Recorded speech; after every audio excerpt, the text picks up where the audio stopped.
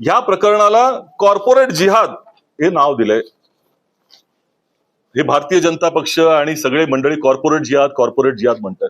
विरोधाभास असा आहे की जी कंपनीचं नाव त्याच्यामध्ये येते, ज्याच्या नावाने कॉर्पोरेट पडलं, त्याला क्लीन चिट दिली जाते. तपासाच्या आधीच क्लीन चिट त्यांना देऊन मोकळे झाले. मग जर कॉर्पोरेट कंपनीचं इन्व्हॉल्वमेंट नाही तर मग कॉर्पोरेट जिहाद आलं कसा?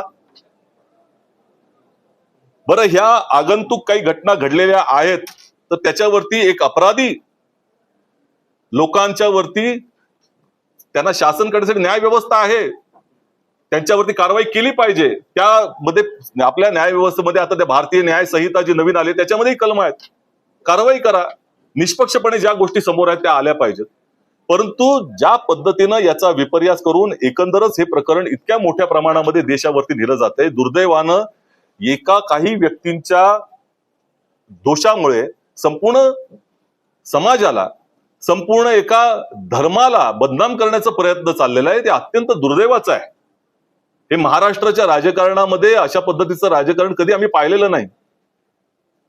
आणि ही सगळी जी भूमिका घेतली जाते तपासाच्या संदर्भामध्ये, दुर्दैवानं ज्या पद्धतीनं आक्रमक भूमिका ही पोलिसांनी घेतली पाहिजे होती, त्याच्यामध्ये ती जी काही बोटचेपी भूमिका दिसते सत्य समोर आणण्यासाठी, त्यातनं ह्या अशा शक्तींना त्याचा लाभ घेतला जातोय त्यांच्या माध्यमातून. आणि त्याला हे प्रकरणाला वेगळं वळण देण्याचा जो काही घाट घातला जातोय हे अत्यंत दुर्दैवाचं आहे असं आमचं म्हणणं आहे. या माध्यमातून त्या समाजामध्ये कोणाला नोकऱ्याच मिळणार नाहीत भविष्यामध्ये याची चिंता या लोकांना नाही, कारण यांचं राजकारण त्यातनं फलित होत आहे.